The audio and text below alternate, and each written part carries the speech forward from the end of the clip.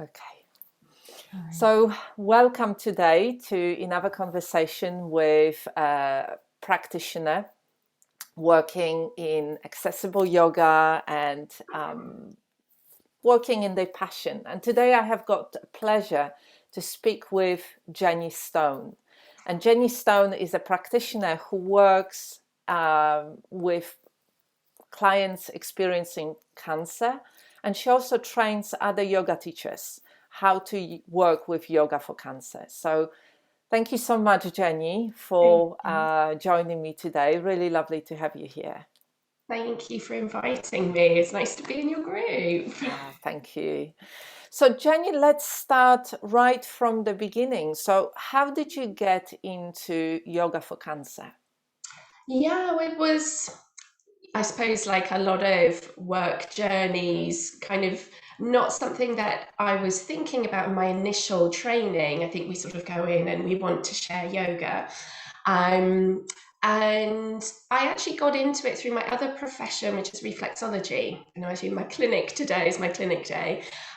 So when I first qualified as a reflexologist, I did some work at my local hospice, working with people with all kinds of illnesses, but the majority there had some kind of cancer. And I found that just really rewarding work, really interesting. And I learned a lot being there and working alongside the nurses. Um, and then it was by chance that someone in my regional group was working at a cancer charity offering reflexology. And she could no longer carry on, and she asked, would I be interested in applying for the position? So I started working at a breast cancer charity called CancerKin, and I was there for several years as a reflexologist, and again just soaking up all the information from the staff, from the medics, and from the people that I was actually working with, and hearing their stories about how their treatment's affecting them, not just physically but mentally, emotionally, and all the other issues that come with a cancer diagnosis. So again, was such an education. And then there came a point where my practice had developed enough that I decided to take on my own clinic. So I kind of took a sabbatical from working at the charity and just said, look, I need to focus on getting the clinic working. I need to give that my attention, but I'm not leaving, like keep in touch. And then an email came around saying their yoga teacher was retiring. Does anybody know a yoga teacher? Because they need someone to take over. So I wrote back and said, oh, look, I know you know me as a reflexologist, but you might not realize actually I've been a qualified yoga teacher for several years. And, if you think I'm suitable, then I'd love to take on the role. And so that's how I started there. And things developed from there, really. So I think I took sort of my years of experience as a reflexologist specific for cancer, plus all my yoga training and experience, and merge those together. So initially it was just breast cancer patients that I was working with. And I now work for Maggie's, and they are a national charity that offers services to anyone with a cancer diagnosis. So we now have classes that are very mixed. You can have all different kinds of cancer in the class at all different stages. And it's, although on the one hand, yes, I've got loads of experience, on the other hand, there's so much to know, and it's a constant, learning process, and very much a kind of co-creative process that we try things out, and I ask people how they feel, and we have chats after class, and it's constantly developing, and it's work that I really love. I think because I started as a reflexologist first, and the reason I trained as a teacher was because I told all my clients, do you know what? Have you ever tried yoga? It might be really good for your stress and really good for this. And I was just telling everyone they should try yoga because it's really therapeutic. And so when I was looking to expand my work, I thought, yeah, I've got my practice. I'm always telling people maybe I should train as a teacher. So my initial motivation for training came from a very therapeutic place. Mm. Um, and so, yeah, I was never really interested myself in sort of like the very extreme postures and the more acrobatic side. And I know people have a lot of fun with that. But I think my leaning was always towards a more therapeutic side. And so it felt like a really natural fit then to start working with people with cancer who have not only very real physical things going on, but I think all the psychological, emotional stuff that's going on. Mm. Um, and, as we'll talk a bit more, what became more and more apparent, I think, is like the level of trauma that people deal with, Yeah. different types of trauma at different points in their journey. And yeah, it was interesting. I just out of curiosity, I was kind of looking into PTSD for cancer, and there's not really been great research done in much detail. But what I could find suggests that, around a third of people could be having PTSD once they've finished treatment. That's Um, really high number. I it mean, is. it's very, very high number if you think about this. And I mean, Mm, first of all, I absolutely love your journey and how you got into yoga for cancer. And it seems like such an organic and natural flow.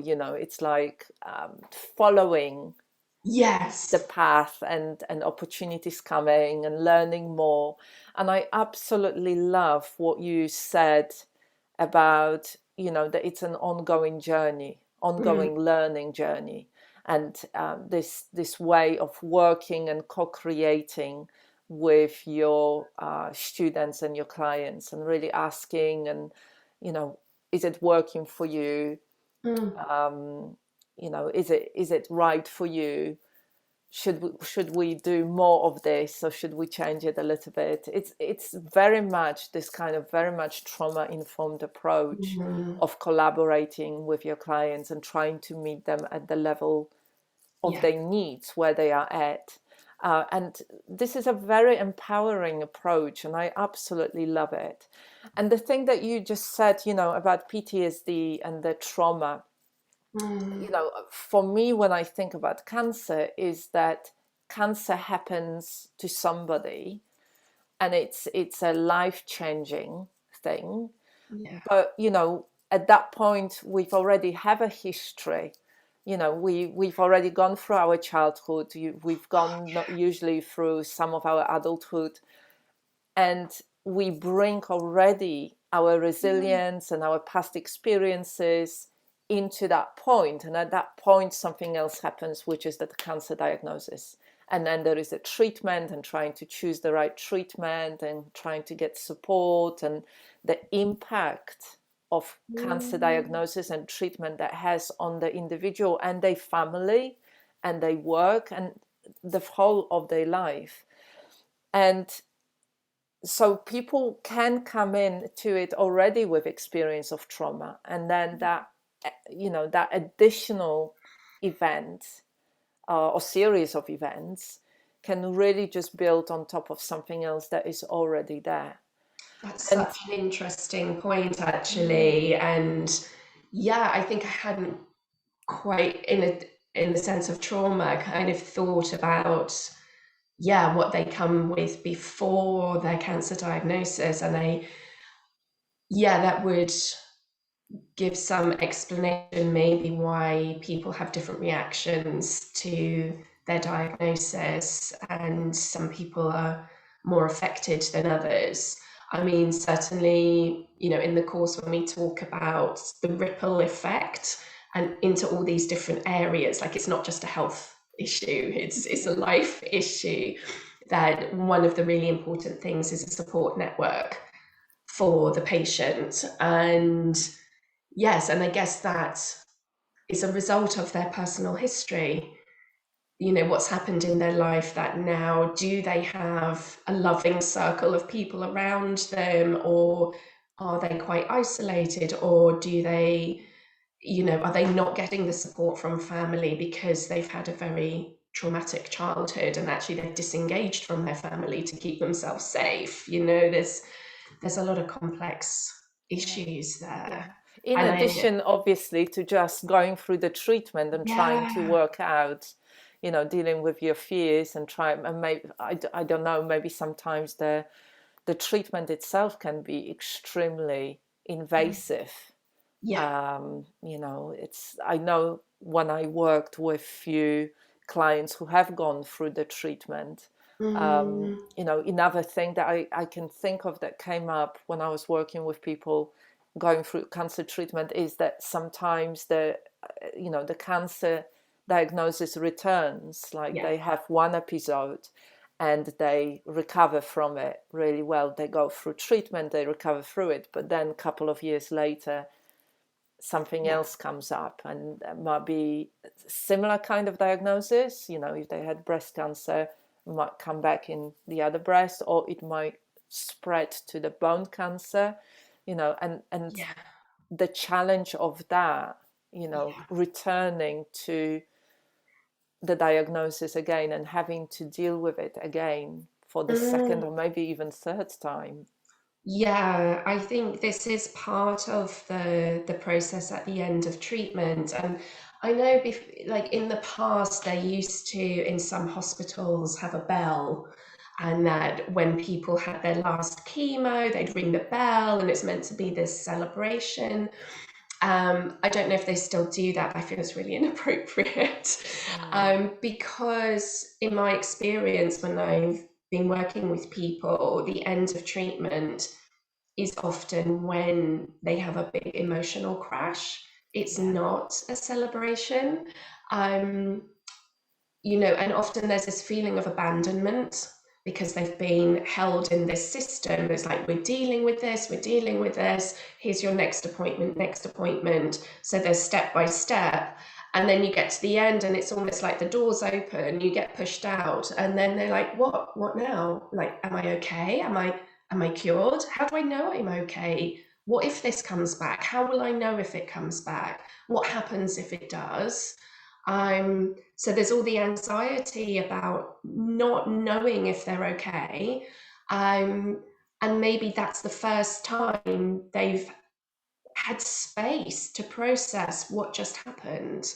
yeah, And that might have been, you know, a year or two from initial diagnosis to being, you know, kind of semi-discharged or end of treatment. So it's a long process.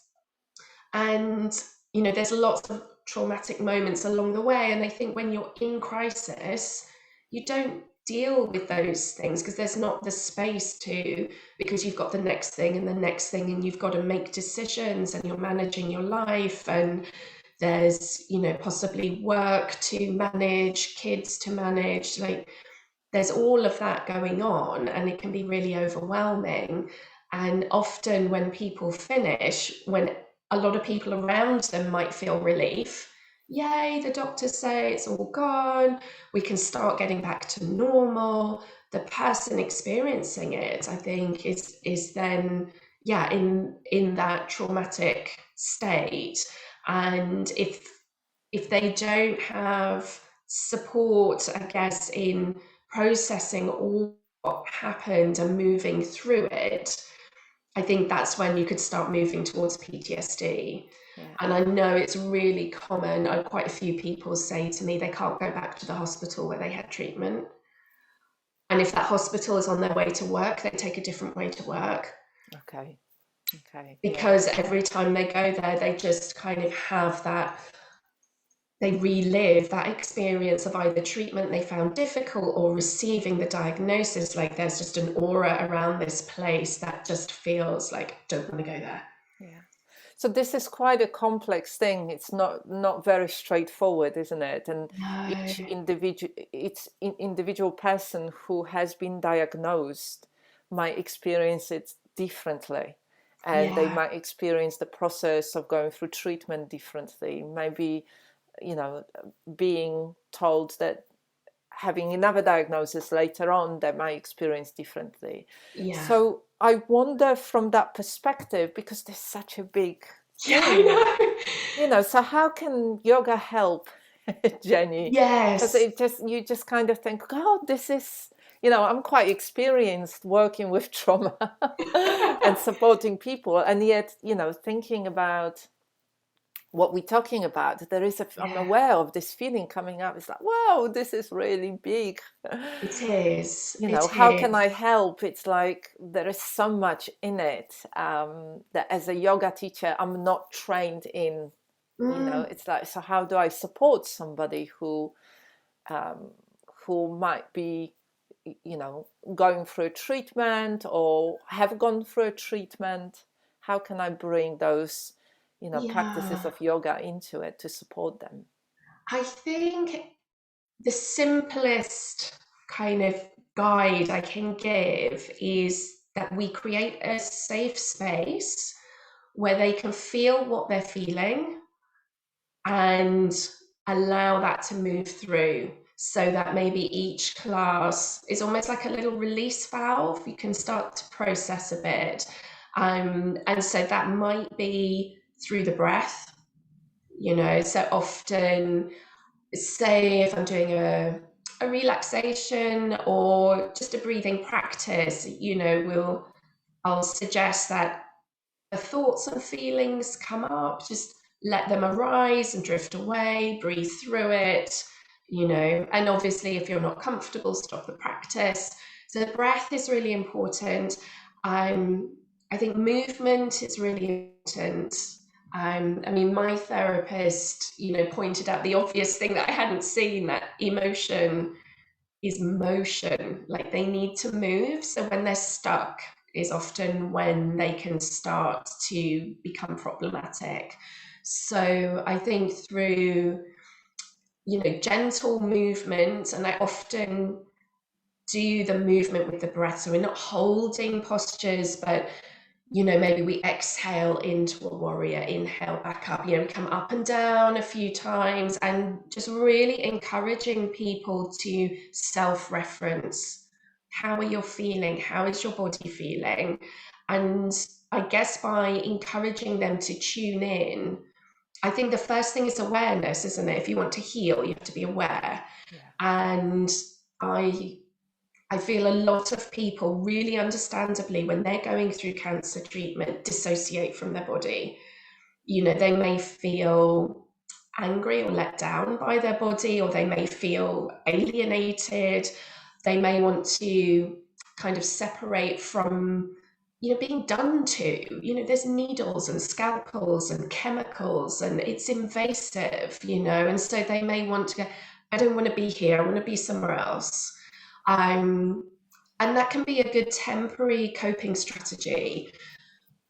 But at some point, we need to acknowledge what the body knows and allow that to move through, be released. And so, yeah, I think that's my general approach. And sort of on a sideline, it was interesting. I was just in another group and there were discussions about lesson planning and how strictly do people plan, and I now don't plan at all my cancer classes. I have little sequences, like there's loads of material that's sort of here, but it's very much about, okay, what is the energy in the room? Where are people at? What do they need? And really kind of being responsive to who's in front of me.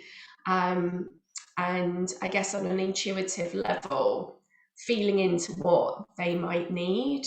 Yeah. Um, and then drawing out like, oh, okay, everyone's energy is really low. Let's just pull out these things from my bank for them today. Or you may see there's a lot of agitation in the room, you know, maybe there's a lot of stress and anxiety. It's like, okay, we'll start standing and we'll do a bit of movement, and eventually then they'll be able to relax. And yeah, so it's quite fluid and intuitive. Right. Um, Does that make sense? Yeah, completely. I love that. I love that. I mean, it's exactly this, and I love what you just said, to have this, bank of resources, and Mm, actually think. And I think it becomes easier with experience. yeah. Like when you're a new yoga teacher, I know the new teachers normally get very anxious about, it's like I have to be prepared. That actually, I work in a very similar way to you. It's like I have got those little practices that Yeah. that kind of fit in, and you can use them on their own. And actually, the way that I like to think about it is just like you, just to allow Mm, everybody to arrive, check in with themselves, how they are, and actually, allowing people, giving people options, which is mm, very much from that trauma informed approach perspective. Giving people options. Like if you feel like you want to bring more heat and bring more fire, this is the variation you can do. If it feels like your energy is much lower, this is the variation that you can do. And yeah. it's just, it's such an empowering way of working with people, because Yeah. when you work with one person, it's just their energy and what they need. If you work with a Mhm. group of people, they will have different needs. Mhm. On the day, they will feel slightly differently, but there is definitely a sense of energy in the room. It's Yeah. like, sometimes the energy is much lower, people are tired.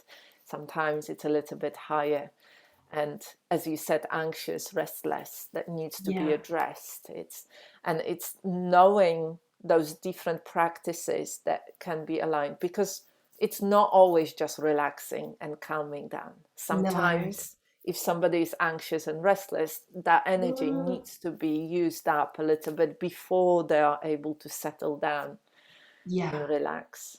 Definitely. Exactly. And I think, yeah, it's really important what you're saying about empowerment, and that I guess is, the other foundation is sort of like there's awareness, like people being aware, and then empowerment, because again, the whole process as a patient, is unintentionally very disempowering. Yeah. People don't generally co-create their cancer treatment. They're just told, this is your diagnosis, we're scheduling surgery, then you're having these drugs, then in 6 months' time, we're going to do this. And it's weird, best intention, obviously, of trying to cure them. But it's a very passive process. Yeah. And I think one of the wonderful things that yoga has to offer is the fact that we can give people tools to manage themselves Yeah. and take back a little bit of power over their own body, so that when they learn a breathing technique that is good for anxiety or helps them sleep, when they're not in class, then they have this tool to say, like, they're in the waiting room, they're waiting for results of a scan, they've got the sweaty palms, and it's like, okay, maybe I can do these mudras, I can breathe, this is something I can do for myself, and they're not at the mercy of everything around them. Yeah. So there's little ways that people take back a little bit of control over their physical, mental, emotional well-being. Yeah, I love And, what you just said. I think this is exactly it, isn't it? It's, you can feel mm, so powerless in everything, and I know that, sometimes even to the point where people, I heard people being told that this is the treatment you need to mm, have, and not giving people options, yeah, and being told that this is what you need to do. It can be very disempowering, and yeah. anything that can help somebody to feel a bit more empowered, a bit more in control, a Yeah. little bit more optimistic, with a little bit more hope, Yes. and feeling like, oh, this is actually okay. I can cope with that. I can go through it. Being able to look into the future a little bit, future that is a bit more Mm, positive. yes. Because I think that's correct me if I'm Mm, wrong, but that's a big part actually. I've read some interesting articles about the connection between how somebody is approaching their treatment and the kind of level of their recovery. That if they are able to approach it in a little bit more positive, a bit more empowered way, then the impact can be a little bit better. Yeah, I think that, the body mind connection is really powerful. And yeah, I mean, I suppose the reason why I hesitate is I do think that it does play a part in terms of, how calm and responsive the body may be. I think there's also, I suppose, the thing that I'm really mindful of is what I call the tyranny of positivity. Oh, yes. Yes. So yes, I think it's I suppose it's finding that middle ground of perspective.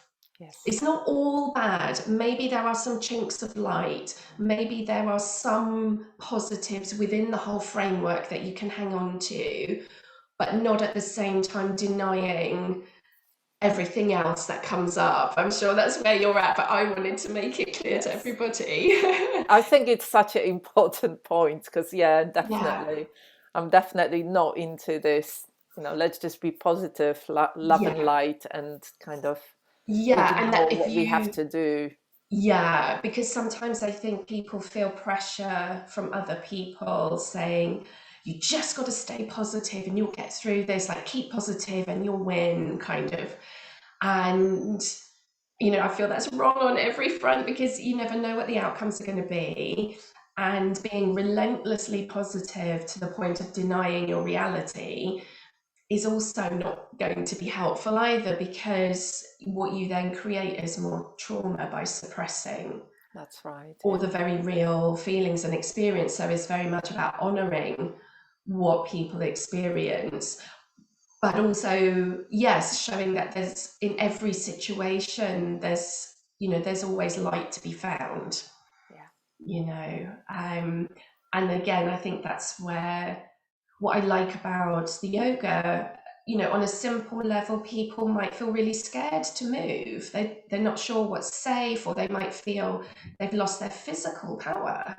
And so through a practice, they can experiment and go, oh, I can do more than I thought I could. Maybe I have a bit more strength in my legs than I thought. Maybe I can do.